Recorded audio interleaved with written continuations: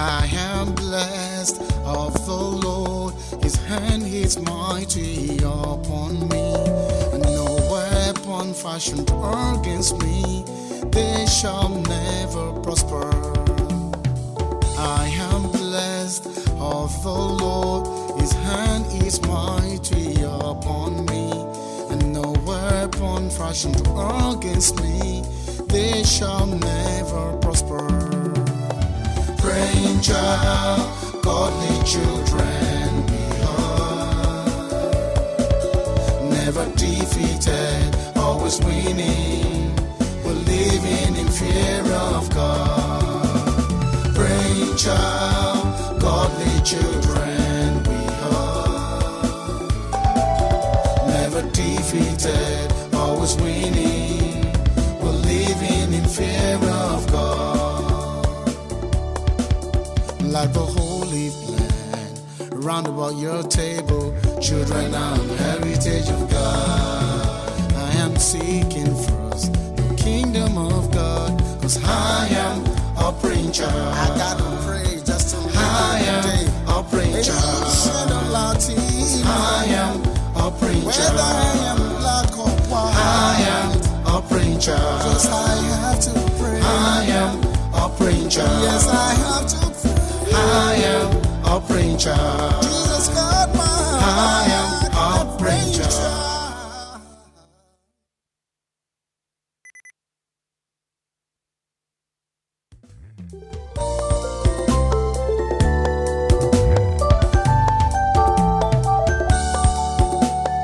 I am blessed of the Lord, his hand is mighty upon me, and no weapon fashioned against me, they shall never prosper.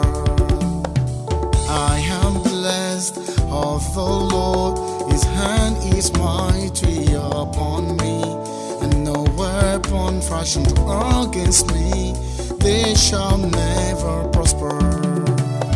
Praying child, godly children we are, never defeated, always winning, we're living in fear of God.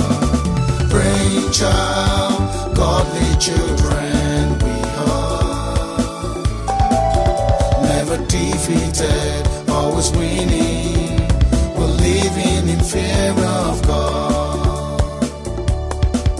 Like the holy plan, round about your table, children are the heritage of God. I am seeking first the kingdom of God, cause I am a praying child. I gotta pray just to I am a praying child. Hallelujah, hallelujah, hallelujah. Good evening, good morning, good afternoon. God bless you, and as always, welcome to daily prayer for our children. Good to have you wherever it is that you are joining us from. As always, I like to welcome you in the name of the Father, the Son, and the Holy Spirit. My sister, I see you in the house. God bless you. The only one and only one Archbishop that I have as a sister. God bless you, woman of God. Good to have you. Everybody, hope you're well. If I can see you or I can't see you, and everybody that will be watching later, God bless you. Good to see you. Hope you've had a wonderful weekend. It is the beginning of another week, and I'm not alone. I'm so happy I'm not alone. It's been a while. We've seen each other. We did a little catch up, and it looks like we were together like 2 months ago. So we did a little roundup of catching up. So you guys are going to be seeing her as well. And by next month as well, I think we're seeing her maybe twice or so as well next month by the grace of God. She's been very busy, a very busy summer. She went some places. I wish she took me. She didn't, but it's okay. I forgive her. So that's also fine as well.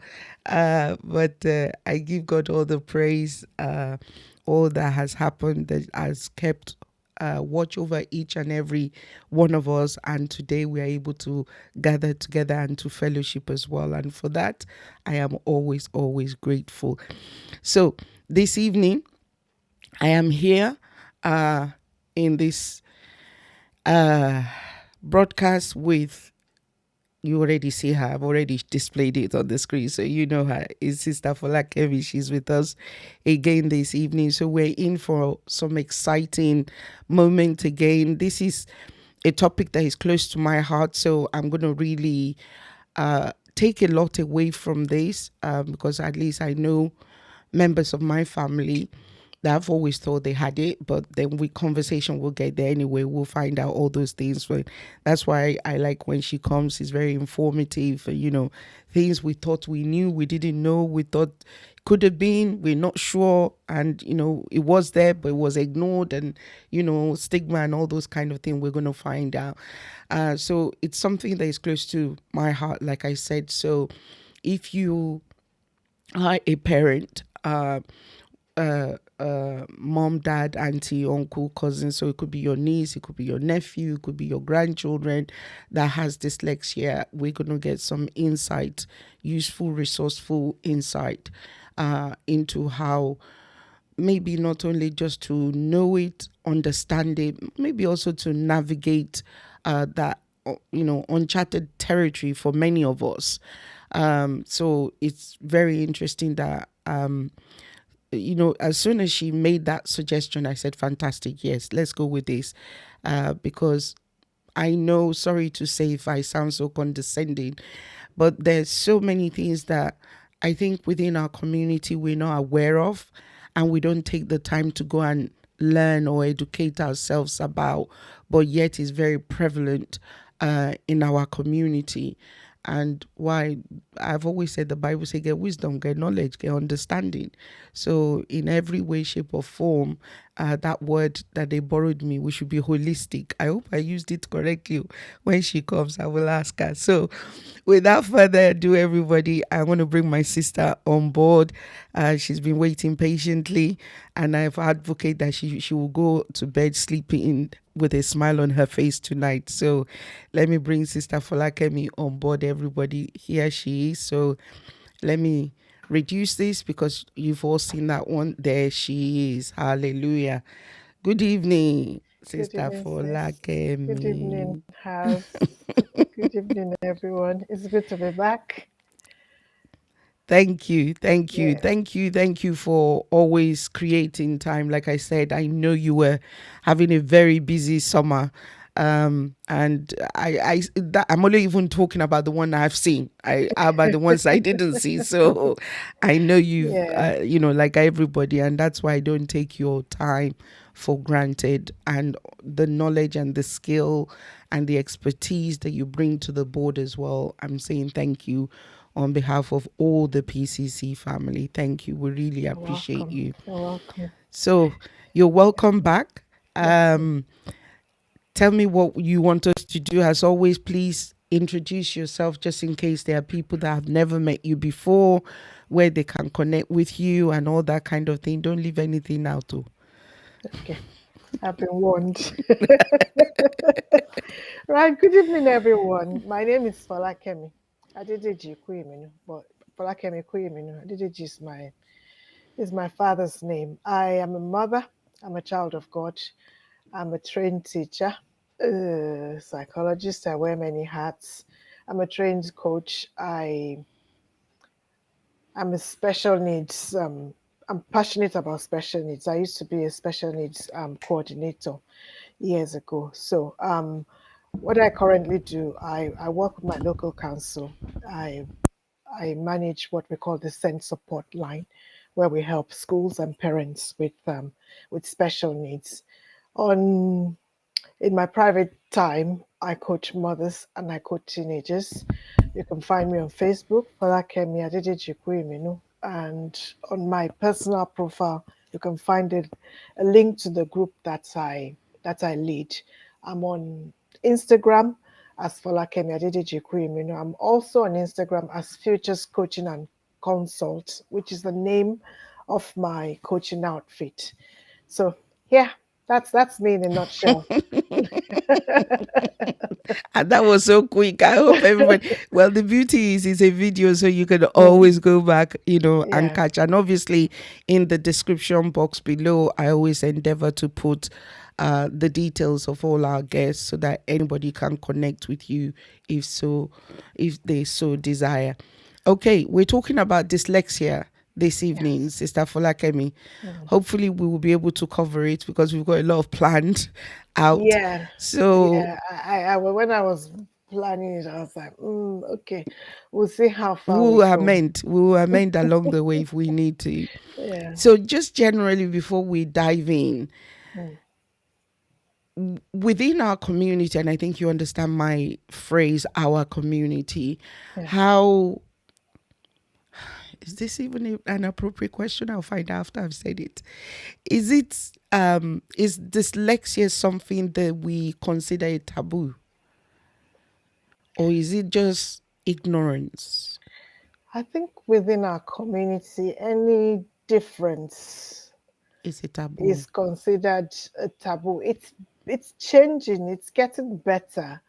But I mean, if even if I look back to when we were growing up, you were supposed to be a certain way, Mm. like like there was a gold standard, and if you weren't like that, then then you were either lazy or There was inconsequential, some or sort of label. you had a label. So yeah, but I think things are get there's more exposure now. People are beginning to realize that that there are differences in the way we've been made, Mm. basically.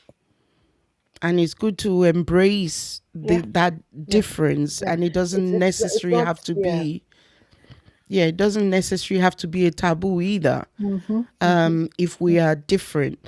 Yeah, So, well, I'm going to let you jump in, but I just think, that's one of those things that I just feel again. yeah. I think I'm within the ethnic minority, like you said, anything that is different. And I don't know where that stemmed from, but it seems like we've been struggling for years to shake it off that Mm, it's actually okay and it's mm, manageable, it's yeah, understandable. We yeah. can educate ourselves like you're going to do this evening for Mm, us. So let me hand over to you so we can start and start okay. running. Right. So we're talking about dyslexia, and for me, when I think about dyslexia, what comes to my mind is those children, those of our mates in school Mm, that the teachers will say, "Oh, you already forgot what we taught you," or mm, they will sing, those kind of horrible songs. I mean, I grew up in the west of Nigeria, and you'll be like, "Oh, you're always getting zero." That you can only eat the eyes of a fish. If I can give it a literal translation. So mm. basically, there were children that were struggling, and because they didn't match up to the expectations of the teachers or the adults, they were labeled as I don't even know what the word is. That they were just labeled as lazy, as dunce, as stupid, and things like that. But now we know that those are learning. First they were called difficulties. Now they're called differences, because we will Oh, see that really? actually they some people call it difficulties. I would rather call it a difference, because Okay. when you look at people who are dyslexic, they have their strengths. Yes. So why would I call the fact that they can't do certain things a That I difficulty? can do. It's a difference. It's a difference, because there Mm. are things they can do that we would not be able to Be do able as to do well. as well. I think the emphasis that we've had on academic Excellence. excellence Yes. as an indicator of what of an individual's capability, Mm-hmm. or worth as a person. I think that's a misled expectation. We grew up thinking you had to go to school and pass. If you didn't Mm-hmm. pass, you were a total failure. Mm. But that's not actually true. It's not true all of the time. But let's jump into dyslexia. Um, it's a specific learning difficulty, so it means that it affects a specific area of learning. And when we start the slides, I've put the definition by the British Dyslexia Association, because professionally that's the gold standard. Okay, specific learning disability or difficulty that is neurobiological in origin. So it's got to do with the brain and it's got to do with biology.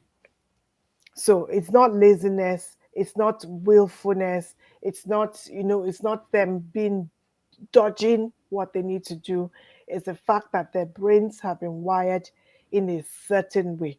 Now, there's a group of what we call neurodevelopmental disorders that we're going to talk about in the course of this learning differences that we're looking at. Dyslexia is the first one. Okay, so how do we identify dyslexia? Sis, can you please put I'll just talk through okay. These are the specific learning differences or difficulties. So when you hear people say SPLD, it's an acronym for specific learning difficulty or difference. So you have dyslexia, you have dyspraxia, we have attention deficit disorder, ADD, we have attention deficit hyperactivity disorder, ADHD, we have dyscalculia, we have dysgraphia. Now, when all of these are specific learning differences or difficulties, they refer to a difficulty people have in a specific area of learning. So with dyslexia, it is with words recognition and spelling and decoding, and I'll explain what that means. So this that's a group of specific learning differences we're looking at dyslexia today. Next slide, please. Okay. Now, if you can see the print on the screen.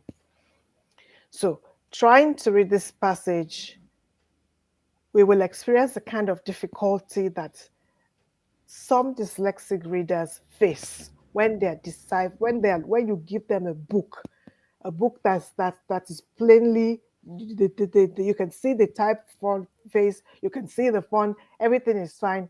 But if you pick up the book and the print was jumping up around like that, how quickly would you be able to read it? Are you asking me? I'm just throwing it out there. Oh Would you be no, able to read because that? immediately I even saw it, I'm Yeah, like, where do I begin? exactly.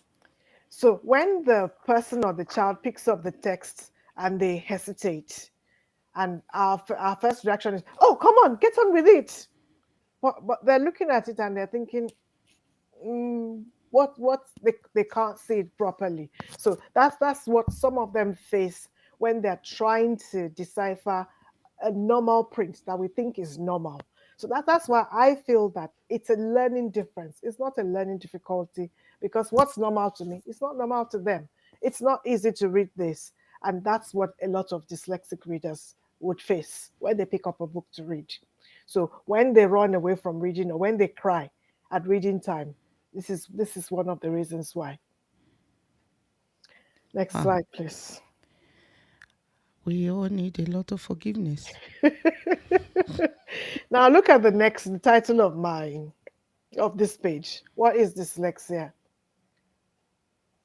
That's another example of how a dyslexic reader might look at a normal print. The letters seem like jumbled up, and I can read it because, well, I guess my brain is wired differently. Mm, But if it was a normal print, that's what a dyslexic reader might see. Okay, and can you see the picture of the child? yes. He is busy trying to understand, and everybody else, their hand is up. They can see it straight away. But he's sitting there and thinking, what does it say? How can I read it? I can't even remember the name of that letter. Okay, so and I'm sure as I speak, you certain people will come to mind, whether when you were growing up, or even your own child, or even your own sibling, or somebody that you know. For them, look at what all the letters in the air around his head. He's trying to decipher, is it a J, is it a Y? Oh, what's the name of that letter again? And I know that instinctively our reaction to that sort of child is, "Oh, you're lazy. You mean you have forgotten what a B looks like? You don't know what a C looks like." They cannot remember. You know, as you just spoke, something came to mind. We used to say, you're slow. Mm, Slow. That's one word. Dogs. It was Stupid. so slow. Slow. Slow. You're going to send me to sleep. Can you not do it quickly? Their brain is trying to work out what they're seeing. Okay, let's look at the definition. I don't know how far we'll go today. Um, so it's a specific learning disability that is neurobiological. I explained earlier, it's got to do with the wiring of the brain. So difficulties with accurate or fluent word recognition. So you would find that if a person is dyslexic, they would misread words. We'll look at the characteristics later on. They will read word backwards. They would read slowly and painfully because they're processing every word as an individual block. Whereas you and I will scan a page and we will read quickly. They can't do it. So difficulties with accurate word recognition, poor spelling, they would learn the spelling of maths today. They will write it correctly tomorrow. They would have forgotten it. So decoding, when they're trying to read a book, when they're trying to read text, it's just slow. They look at the text and instead of reading dog straight away, they're going to og. It doesn't matter that they are already in secondary school. It's because they just can't remember. So these difficulties result from what we call a deficit in phonological component of language. And let me explain what the phonological component of language is. For the phonological component of language is being able to manipulate language. Now, for instance, amongst my colleagues in special needs, we always joke that, oh yeah, we all basically have a little of everything. Like for me, for instance, I phonological component is what I'm trying to explain. One of the things that you do in phonological manipulation is rhyming. I always tell people, I can't rhyme to save my life. Like Mm, mat, bat, rat, cat. When he moves beyond three-letter words, I have to think about it. Now, the dyslexic person cannot even do a lot of them cannot even do the patterns that I can do. So manipulating the language, the spoken language, being able to tell me when I say to them, um, bend, being able to tell me that the first letter is B and the last letter is G. I can think about it and say it. They can't manipulate it in their brain to say it. So these are some of the things we do when we assess them. So being able to manipulate language and make sense of it. Now, this is unexpected because when you see when you see them, they have strengths in other areas. So their difficulty with language is often unexpected. They are those children that can talk for the whole world. mm, When they're talking about a subject, they are articulate. They can, they can a lot of them can put their views forward. When it comes to reading and writing, ooh, that child that you saw, or that brilliant person you saw, disappears because their brain will not be able to retrieve it for writing.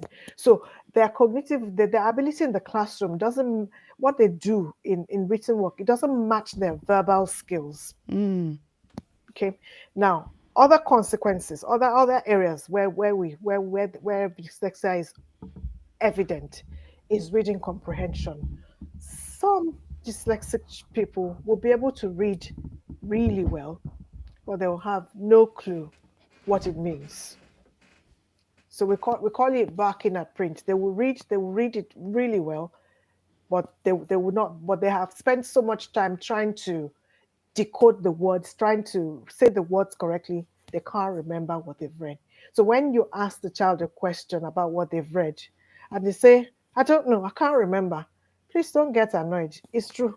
They can't remember because they have spent so much time reading the words correctly, the comprehension is not there. So they have problems with vocabulary, they have problems with applying their background knowledge into what they've read.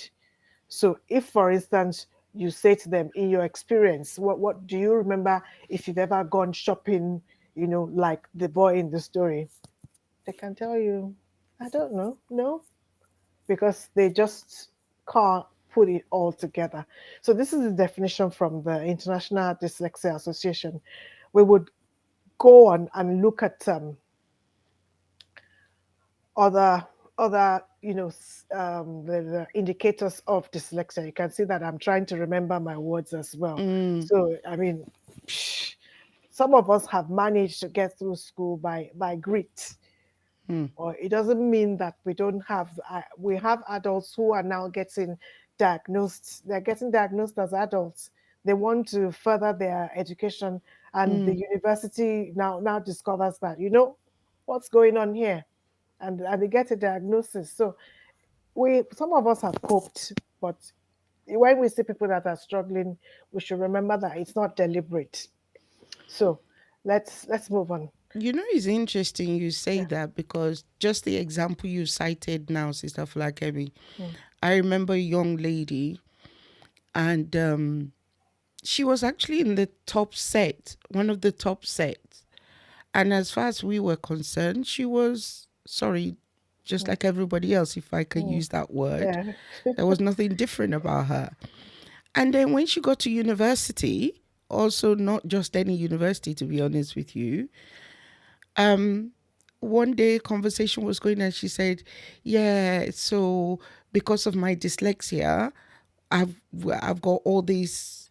Obviously, we were talking about student loan grants, and Mm, because she was schooling in university. Her university was right in the middle of London, so you know mm, the cost of having a university in London. So mm, she was saying, "Oh no, my accommodation." So she was going. So we were like, "You've got dyslexia? Since mm, when?" Do you understand what I'm saying? mm, So mm. we had that moment that since when did you have dyslexia? I mean, like you said, did she just cope through? Yeah, cope, cope, grit. Like I said, by grit, by hard work. But you will find that, you know, as she was growing up, she was probably one of those people who were always tired. Who slept for a long time. That's fatigue from trying so hard. Again, may God forgive us. Over to you. So yeah, so breaking it down, this and Lex, difficulty with language. Lex means to speak. So it's a language-based learning disability. So they have problem processing language. But if you give them visual information, they're fine. Okay. Some of them are good with drawing pictures, they will play video games, they do other things that they can see with their eyes, but they struggle with connecting the letters to the sounds. So some of them can learn their ABCs. And then when you teach them the sounds, they just cannot marry the two together. It doesn't make any sense. Like today, we teach the schools, we teach phonics. We grew up, I don't even know how we learned English. We just learned how to read. But now the ABD. research research has shown that connecting the letters to the sounds helps with reading and helps to improve. But with dyslexic children, it requires specific teaching and reteaching and repeating because they can't connect the letters to the sound. It's not that they're lazy. It just doesn't, their brain doesn't just work with it. So let's move on. Wow. Okay. Um, that's the early years. So I'll just talk a bit more about other difficulties that you might have with dyslexia. I've talked about phonological awareness, being able to manipulate language. There's also verbal memory. Like they seem to be very forgetful, and verbal processing speed. We've talked about that, where they just go and you're expecting an answer and they're still trying to think about how to give you the answer. So, and like you and interestingly, you've just mentioned it, I put it in my note, it occurs across a wide range of abilities, intellectual abilities. So the top flyer can be dyslexic. Wow. It's yeah. It just means that they've managed to cope better, and they haven't got as many processing difficulties.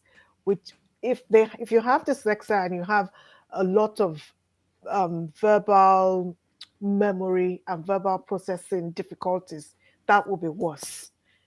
The symptoms will be worse than the person who doesn't have those slow processing skills and is just struggling with connecting the sounds and manipulating the sounds in words. Okay, so it's not a distinct category. It's thought of as a continuum, like a wide. It's a wide category of difficulties.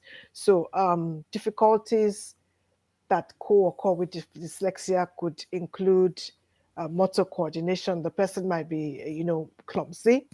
Um, they might have difficulties with mental calculation. So you would say to somebody, 8 plus 5 is whatever, and they'll give you the answer. Some dyslexic people have dyscalculia as well, so they have to they'll have to count 1, 2, 3, 4, 5, 6, 7, 8, and then count the 1, 2, 3, 4, 5 before they can put it together. And no matter how many times they practice, sometimes it's still difficult. So they have all of those problems. They have sometimes problems with um, concentration, problems with personal organization. Um, uh, there's so many other things that come together that affect the severity of the dyslexia. So some people are severely dyslexic. They have all of the co-occurring issues. Some people are at the top of the continuum, and they have higher skills. Okay, but I think when they are being assessed, the assessors can be able to, unpick where the major difficulties are so they can be supported. In the early years, that's, from 0 to 5 years, depending on where you live in the world. If a child has a difficulty in learning nursery rhymes, like they can't remember, I mean, that's where we start from when we teach in the early years rhymes. That's why they teach rhymes, so that the children can learn how to manipulate words and manipulate the sounds in words. Now, difficulty in learning the alphabet or learning to sing or recite the alphabet. So today they will do EHEFGHIJKXYZ. Tomorrow they'll remember the ones in the middle, and they'll forget the XYZ. So they're just showing us, that there might be a problem. Of course, we know that developmentally young children don't remember everything, but you would notice that this particular child just seems behind the others when it comes to learning the alphabet. Okay, they find it hard to carry out instructions that have, two or more instructions at the same time. Go upstairs, bring my shoes, and bring my bag. Ah, that's like a big exam. The child will probably just remember the bag, or will probably remember you told me to go upstairs. I want you to start imagining when we were growing up, children like that. They'll come back downstairs and they will be shamed.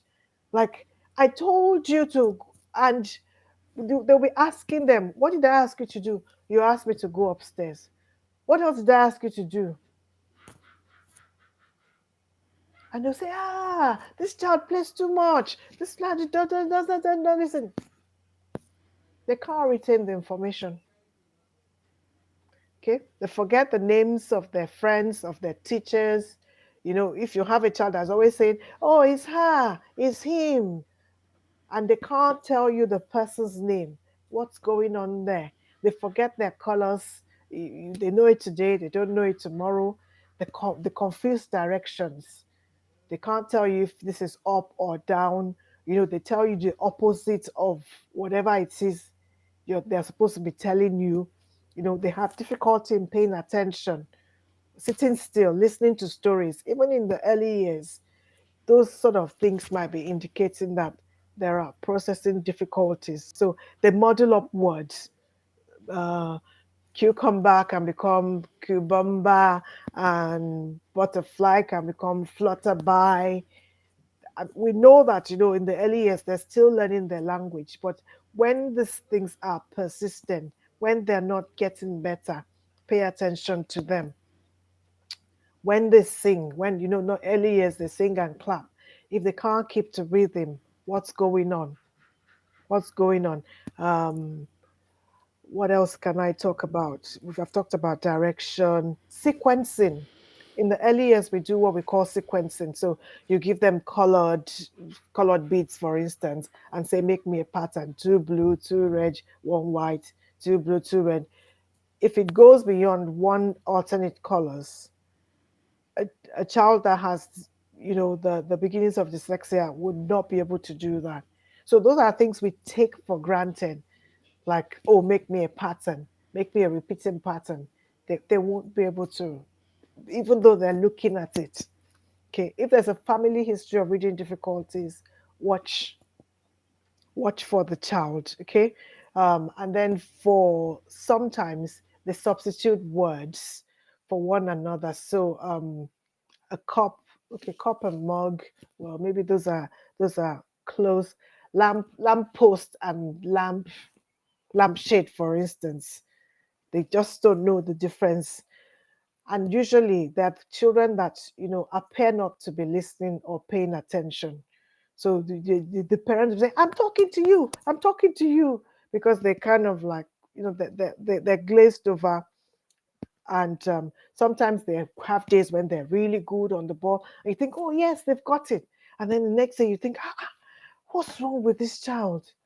So good days and bad days all are indications of, in the early years, that there might be a problem with dyslexia. Let's move on.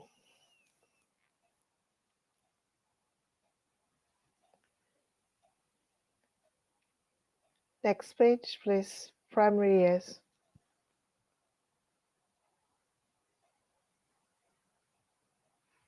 Hello, sis. Oh,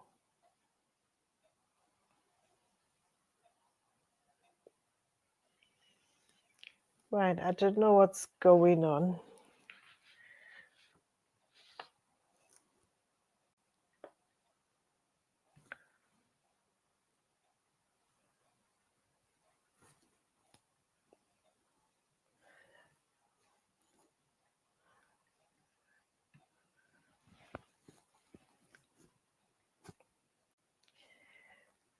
Hi, everyone.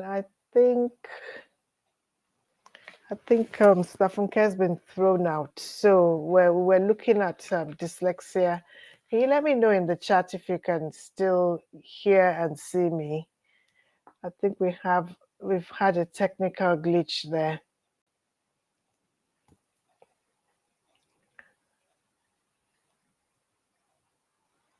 Anybody see me in the chat? Right, let me just find my phone and see what's going on.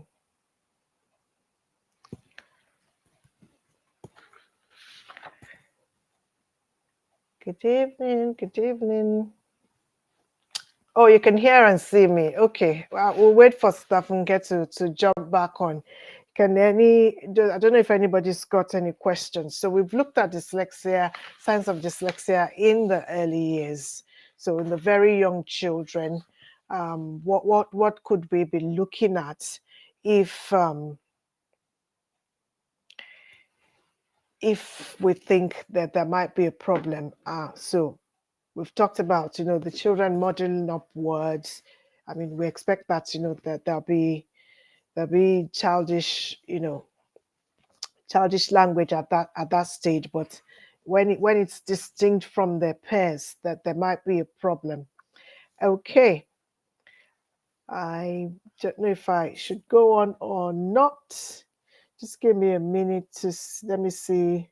Okay, right. So Staffunke's internet is gone. She's trying to reboot. So I don't know if anybody's got anybody who can remember certain people or certain individuals in, especially when we were growing up. I think things are much better now. When we were growing up, it was such a stigma to be, to not be like your peers, and that was difficult. I distinctly remember people who were shamed at school because they did not fit in, and they couldn't do, what their peers were doing. So in the early years, we've talked about, all those differences that we can see, that can make us, start thinking about what might be going on with the child. Like I said, Staffunka is trying to reboot their internet, has had an issue. So with dyslexia, the speed of processing always makes them stand out. It always makes people wonder, oh, what's going on? Like we said earlier, you know, people would say, oh, why are you so slow? Why are you not doing, what you should do? But it is what it is. In the primary years, so a child can have slow spoken language or written language. Now, another thing that I didn't mention with the early years, it's the speech and language. The language is usually behind that of their peers. Right. She says they're back. I'm just waiting for them to come on. Okay. I'm waiting to see her, and we'll go on with my slides. Right, where are you? Where are you? Where are you? Yay. Welcome back. Shame me. Yes, we can hear you. Oh, excellent. Fantastic. I didn't know we were live, to be honest. We're just trying all sorts of things. Oh, bless you. Okay, so we're Yeah, back. Excellent. Oh, yeah. brilliant. Please, I'll just get it back up and we can just pick it up where we were. Okay. Yeah. We were moving on. Sometimes Yeah. when things like this happen, I think it's a good sign. Then the people that don't have internet as good as us can say, hey, you too, you have the same problem as us, you see? Yeah, So it's the same world. exactly, because It's everybody the tend to same think world. because you are in the Mm, Western Hemisphere, we haven't got this think far, have we? We're no, in this was number supposed to be the 7. next. We were okay. Well, I went on with Oh, you did. So should I I go went on on to? with them. Yeah. Okay, that's fine. Let's Thank you. move on to this one Over now. to you. Okay. Right. So here we're looking at the primary years. I don't know why I have the other window open. 1 minute. Okay, never mind. Okay, so in the primary years, you will find that their handwriting is messy, and sometimes it is illegible. And these children, my heart breaks for them because we are so hard on them.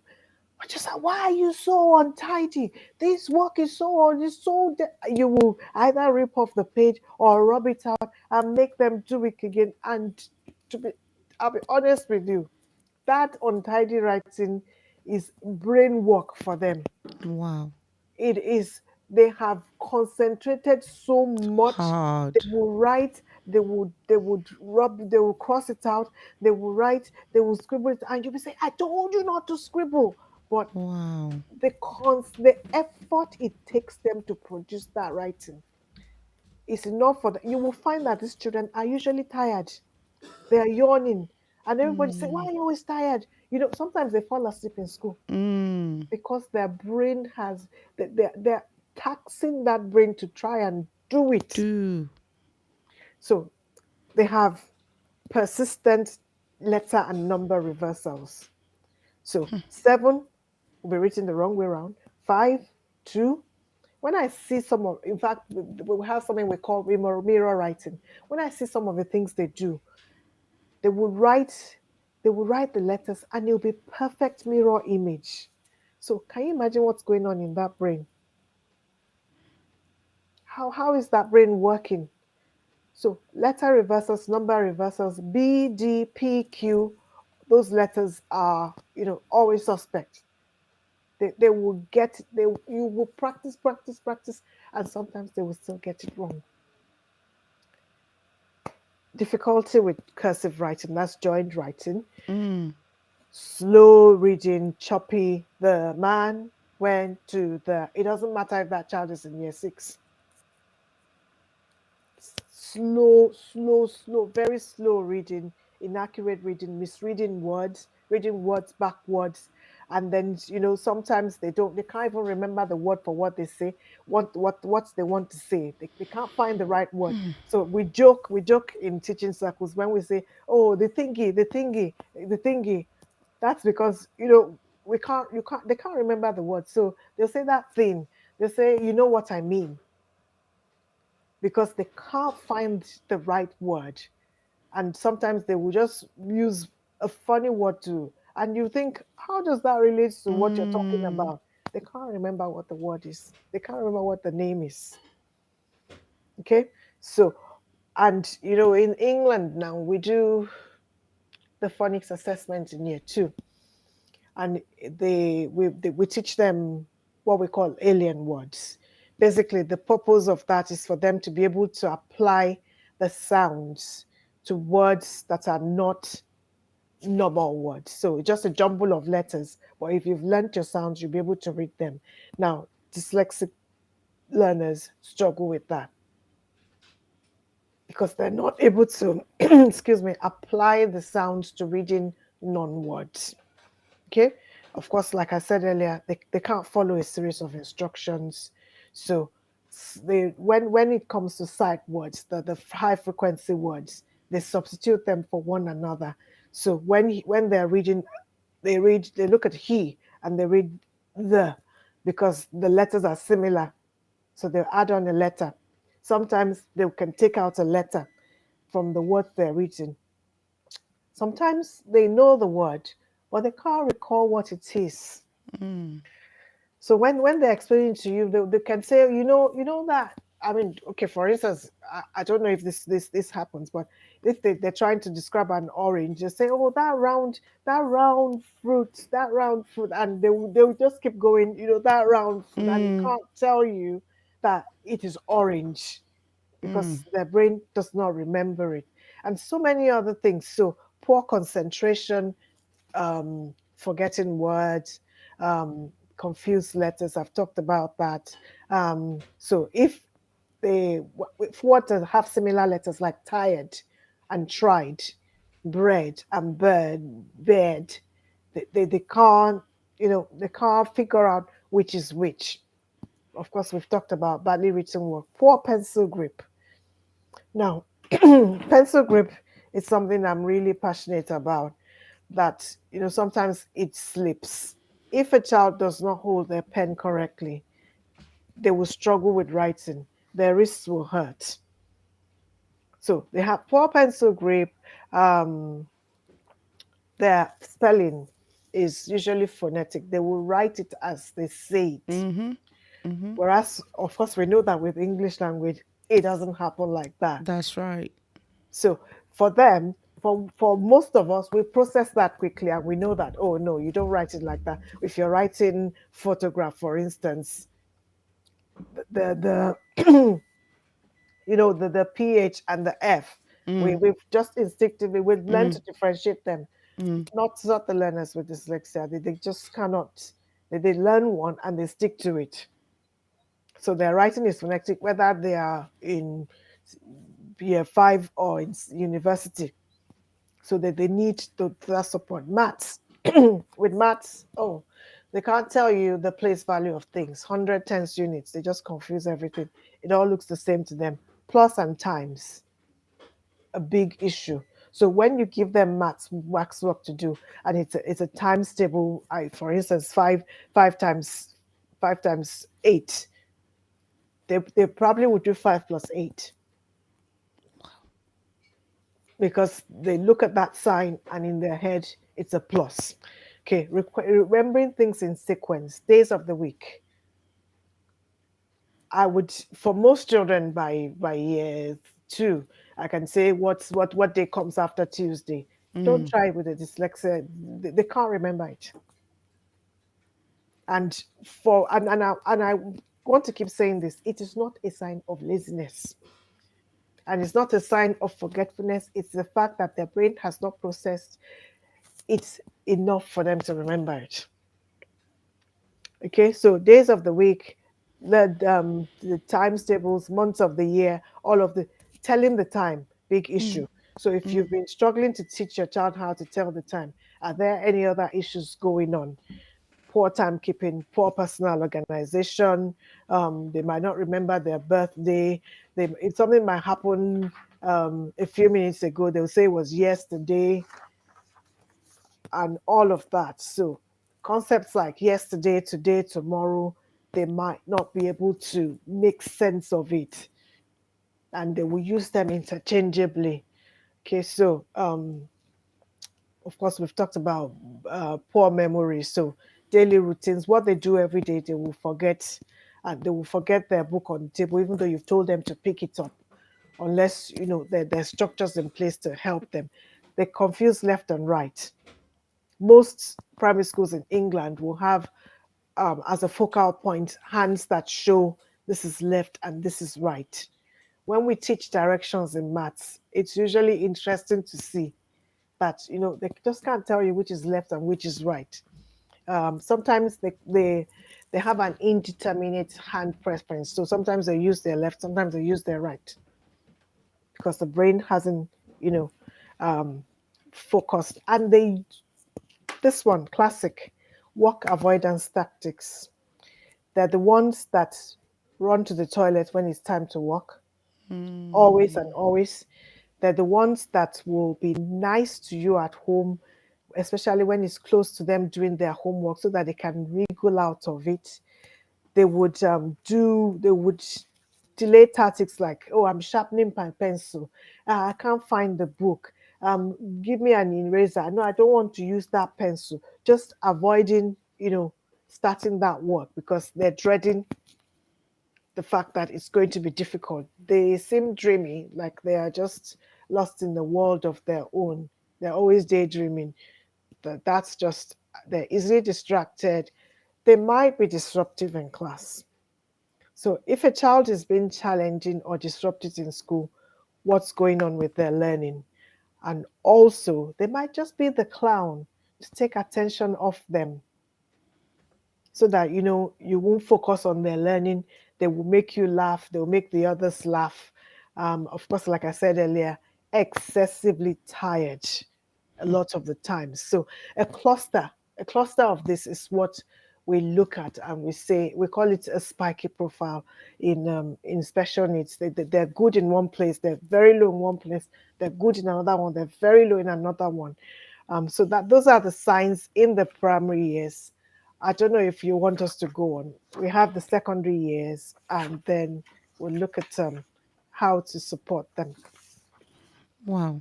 Um, we haven't, even with the interruption, we've not completed an hour. Okay. Um, but if we can, I would like to ask some Yeah. questions, Go and I ahead. don't know Yeah. if any of the viewers right now that are watching have any questions that they would like to bring to you as well. So I think it's a good opportunity that we should not miss at all. So if you don't mind, please, my first question is there a spectrum? It's a continuum. There's a wide spectrum. Yeah. Like the autistic disorder spectrum. Yeah. So which means we can have from minor, if I can use such Minor, word, to mild. Yes. severity, To very very severe. extreme. Yeah. Okay. So again, it's through assessment again, you'll be able to mm, know mm, exactly where your son or your daughter fall into. yeah, And then obviously from wherever they fall into, then we begin to know how we can assist that particular with that child. child. Because for instance, one of those things I learned very early on with my children was what do you call this thing, eczema. I just thought eczema is eczema until we got to the dermatologist, and then he was telling us there are different kind of eczema, which is even a skin condition, to be honest Mm, with you. mm, mm, But he now start telling us this kind of eczema is this, is that, is that. So obviously, then you know how you're treating this particular kind of eczema. So that's why I'm asking. So obviously, in order to be able to help this child, we definitely do need to know where they are on the spectrum and the yeah. kind of assistant.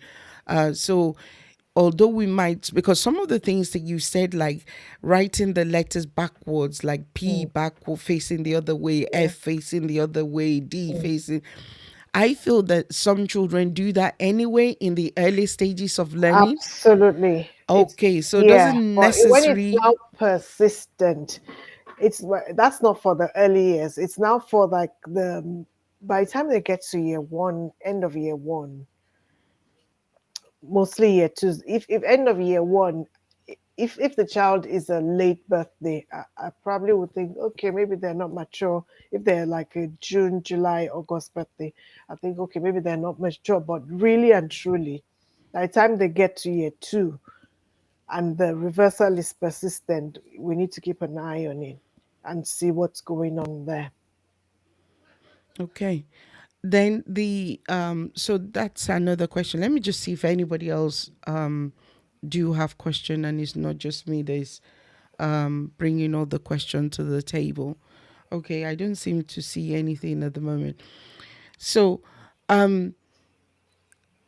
as I'm not trying to insult anybody, but that's how we say irresponsible adult. Yeah. So I you know, I don't. I'm really trying to be polite here. That's why I'm stuttering because I don't. People tend, parents tend to accuse me of always accusing them. So I'm trying not to accuse anybody, but I'm kind of trying to find out that how vigilant, how much participation in the development of our children. I hope you're getting where I'm going with this. That Mm. do we need to be, or how actively involved do we have to be? How committed must we be in order for us to be able to pick up these early telltale signs? Are there early? And I believe there are, because that's part of what you're already telling us. Again, it's like that day you were telling us when in the early stages about, the even when the fetus is within us, things that we're doing, our emotion is affecting the child. Many of us didn't know that. Nobody ever said that to us. We got married, and the next thing is everybody's expecting you to pop a baby. I You too, know. you tried, wanted to pop a You baby, got and that one. was it. Even me at that stage, it was. Okay. So No, I'm not talking from. No, yeah, even me at that stage, we learn as we. I think we learn and we grow. And the most important thing about parenting is not being static. It's being proactive and finding out, what's going on. What level should he be on now? What should he be able to do? You know, at this stage, we need to be involved. We need to be actively involved, and we need to engage the children. Like there's a lot of screen time time today, too today, much. which I think is not healthy for the children. The Just help growing me child repeat should it, be please. out playing. They should be out, exploring. That's how they develop their language. They go outside, they say, you look at the leaves, you can talk about the colors, you can talk about, the leaves swaying in the wind, you can talk about, oh, the birds, they're chirping, and Mm. you're modeling the language. And you can talk about, oh, how many blue cars can you see? Those sort of things, the interaction that helps them develop their brain. Vital. And if you live in the developed nations, there's always, in your area, there'll be a play group for the children that haven't Mm. started school. Mother and child story time in the library or something. So there's always something that's happening, even if the child hasn't started school, where you can take the children and they can interact with others, they can play and explore. So we need to be involved. We need to be involved. And we need to pay attention to what's going on with the child. It looks like I don't know whether is lazy parenting. Is that permissible for us to just, because I still had this conversation in the hospital today with one of the patients. You know how we just give them a device and then he allows us to get on with our business, doing whatever it Mm, is that we mm, want to do. mm. And like you said, I've said this before, I've brought report on to the stream before. And I, even to the point, I bought a book, I read the book. The people in Silicon Valleys do not give their children this device. This devices, The people honestly. that, that develop these things, they know, is some of the things I read in that book, you will run away from these things because we're basically like guinea pigs to them in a lab, and they're Mm, just using us and collecting controlling data. us. Yeah. And to now indoctrinate a child or put a child in there, and you think the child is being entertained or the child is, I don't know. But like you said, I mean, one of the things, and I've advocated this very early, and maybe this will help parents, library. Like I said, Mm, literally my children are popping out of the womb and I'm registering them in the library, yeah. basically Yeah. in the library. Like you said, there's all sorts of things going on in your local library. There's the knitting group in your local library. There's the listening group, the storytelling. In Oh fact, yeah. sometimes they come in their PJ, and they, come in your Oh yeah, PJ they sort do. of thing, Yeah, yeah, you know. yeah, yeah. Yeah, and there's the in the early years, there's the soft toys. There's the Oh soft yeah. Mm. some, Soft for play. reading Yeah. and all, feeling and touching and all those, even painting. There's paint, Yeah. like play groups. So again, things I feel parents could help parents to quickly identify if we are vigilant enough. What do you think? It's yeah, absolutely. We just need to be more. We need to be present. Like make the children our priority. Don't wait for them to go to school before they learn that reading is important. Read to them. Read with them. You know, bedtime stories. Let them choose their stories, telling stories and retelling them. You're training the brain. You're Mm, training the brain to be creative. You're training the brain to remember. You're reading a book and you're pointing at the words. And the young child, you would start training them to read the simple ones. Like, you're reading a story about a cat. When you get to the word cat, just point at it and wait for them. They'll mm, remember mm, it because mm. how do we know this? Before they're 3, they can tell you that's McDonald's. Yes. That means they can tell you, oh, KFC, you can't drive past it. They will point at Mm, it.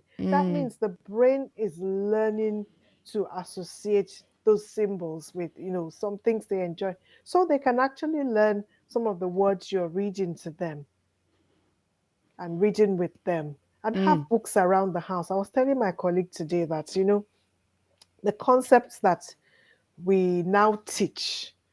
We were talking about growing up and learning to read. I mean, we didn't do phonics.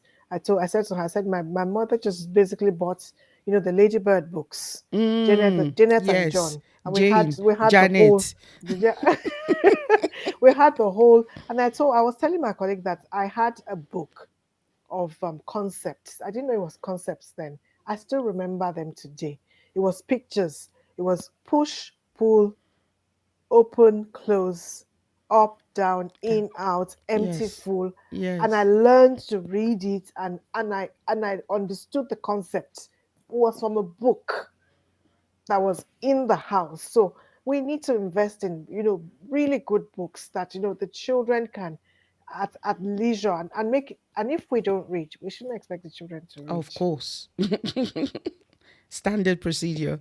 Uh, but then how many of us have time to read? We I just, will. we basically need to slow down We and need be there, because I always say to people, 18 years, it flies like that. very Before you quickly, know it, they're gone. very quickly, very quickly. Come and ask we that we've got the. We empty nesters. So exactly. So yeah. Well, we are definitely over the hour now. I Yeah. think.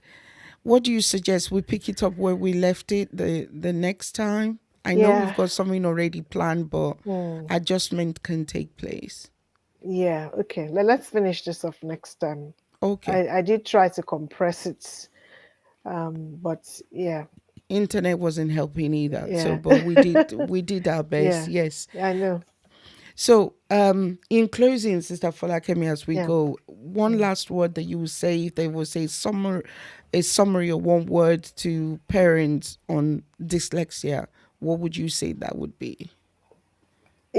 If a child is struggling, don't assume it's laziness. Find out what's going on.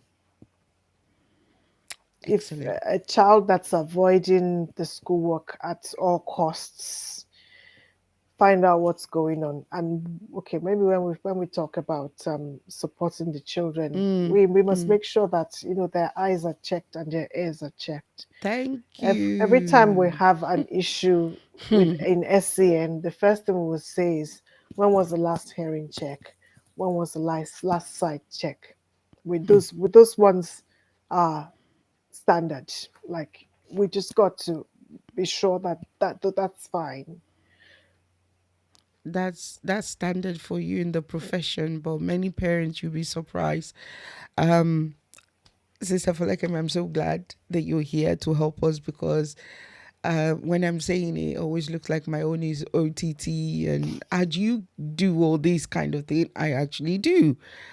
I don't come. I remember talking to my brother-in-law, one of my brother-in-law yesterday, and I was telling him certain things. He said, "Yeah, Auntie Funke, if you're saying it, it must be true because you don't lie." So, so if I don't do something, I tell you I don't do it, but definitely hearing test, dentistry, eye Oh yeah, test, oh all yeah. those kind of things. They Mm, they just normal. It they're will. just standard. I mean, I've been chasing my 22-year-old. Like, you won't phone your dentist. I mean, he's Mhm. supposed to be an adult, but I'm like, phone your dentist.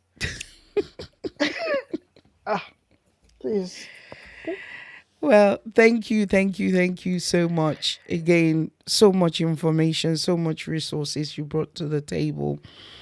Just one last thing, if anybody is in the United Kingdom and they're thinking maybe some of these things that you've pointed out, where can they go? Where can you signpost them? Where's the Oh first yeah, place? oh yeah. British Dyslexia Association. And if you're in the United Kingdom, your first port of call is talking to your child's GP. school. Oh, You don't do GP is not necessarily. I mean, okay, your child's okay. school, the Your parent, child's the school. teacher, Okay. and then maybe the Senko. Usually, actually, if it gets to that level where there's a huge gap, the school will be telling you. But if you do notice things, that's why they are teachers. Approach them and say, look, I noticed this. I noticed his squints. I noticed he misreads words. What can I do? Mm, mm. Yeah. Okay. Thank you so, so much. I'm going to have to let you go. Hopefully, you No will have worries. that smile when you go to bed, like Yeah. I promise you. I always leave smiling. That's good. I This always is like to see awesome. you leave smiling and everybody else. So you and I will catch up and I'll try Yes. and make those Yeah. arrangements. So No thank worries. you. Thank you, Have a everyone. restful night, and Thank you. hopefully we'll see you very soon by Yeah, God's by grace. God's grace. Enjoy the rest of your evening, You sis. too. Take care. God bless. Bye. Bye. Everybody, that is Sister Folakemi again. So much information. Like I always say, let's get involved, because sometimes when we're quiet like this, it sounds like we already know it, and we don't need anybody to come and tell us what we already know. But I'm sure many of us, just like myself, you're learning some of these things, you're hearing them for the very first time. And it might not necessarily be for you, but it might be for some people as well. You'll be surprised. Some of this information that I gather is not necessary for myself or necessarily for my children. But obviously, I have niece, I have nephew, I have friends, I have families, I have other children that, I get involved in their life one way or the other. You never know how useful that information might be. So I want to apologize for the interruption, everybody. Internet, there was nothing we could have done. Hopefully, I don't know, it will be resolved by the time you and I meet tomorrow by the grace of God. So everybody, as always, I want to leave you in the most capable hands of the Father, the Son, and the Holy Spirit. Thank you for being here. And so enjoy the rest of your evening. Take care, everybody. See you soon, and God bless.